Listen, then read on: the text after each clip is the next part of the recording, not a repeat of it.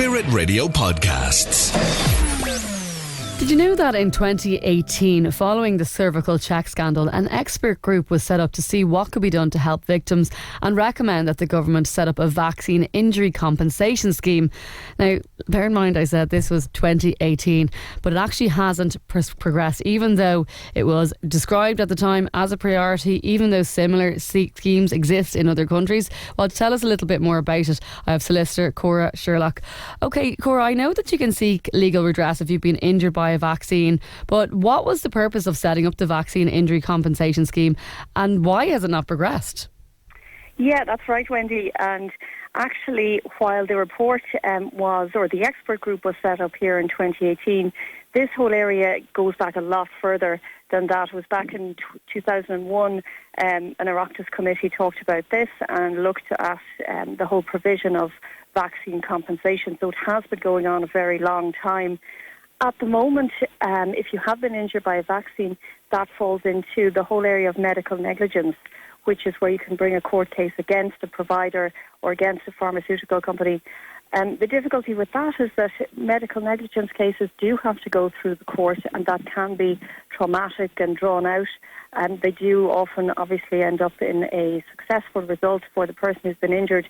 But the whole idea of the vaccine injury compensation scheme is to take the thing out of the court system and to give people an option of getting redress without going through all of that. Yeah, it's trying to make it more accessible and less cumbersome. So exactly. What about other countries, Cora? How does it work in other places? Yeah, I mean, this is not something new. It's something that has been introduced in jurisdictions all over the world. There's 16 schemes and 16 countries in Europe have schemes like this. And if we just looked at the one in the UK, how that works, it's fairly straightforward. If what it offers there is a tax-free lump sum payment to people of £120,000 at the moment.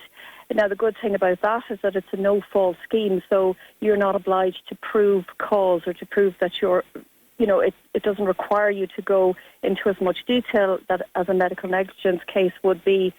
You don't need a solicitor, which is always good for people who are, at the beginning of that situation, and it just makes the whole thing a lot easier.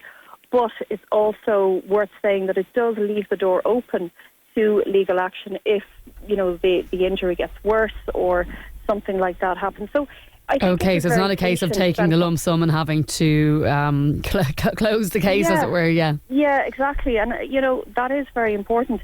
The thing about it is, Wendy, is that, as we know very much so in this country, over the last few years, governments will push vaccines on people. They'll promote them very strongly for a good reason at the time, as it's seen. But they need to then offer something if somebody does have an injury as a result. And in terms of just what's happening here in Ireland, especially when you've given examples, Cora, of other countries and the UK in particular, why are the government dragging their heels in this? I think there's probably a few reasons. The excuse at the moment is that COVID has delayed things, somewhat ironically, considering the COVID vaccine is featured so largely. Micheál Martin 2020, back when the expert group that was set up in 2018 came back with their recommendation and said that this should be set up urgently. The report came back in December 2020. The first COVID vaccine was given at that time, and Micheál Martin said that this would be a priority. I think there's a feeling that if you set up a scheme like this, you're acknowledging the fact that some vaccines may cause injuries. But that's just a fact of life, and I think there's no getting away from it.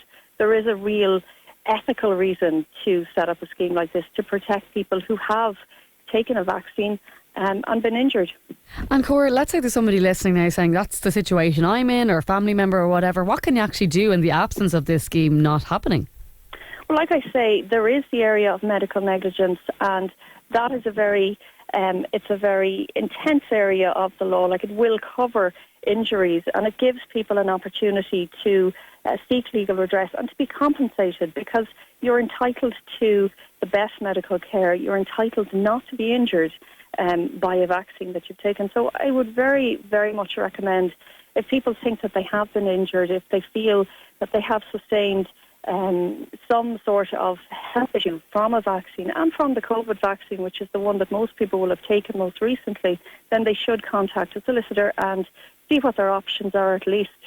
Cora, thank you so much for joining us on the show today. That is Cora Sherlock from Cora Sherlock Solicitors. If you want to connect with Cora, her website is corasherlocksolicitors.ie. Thanks for listening to our Spirit Radio podcast. Don't miss out. Subscribe today. Find out how at spiritradio.ie.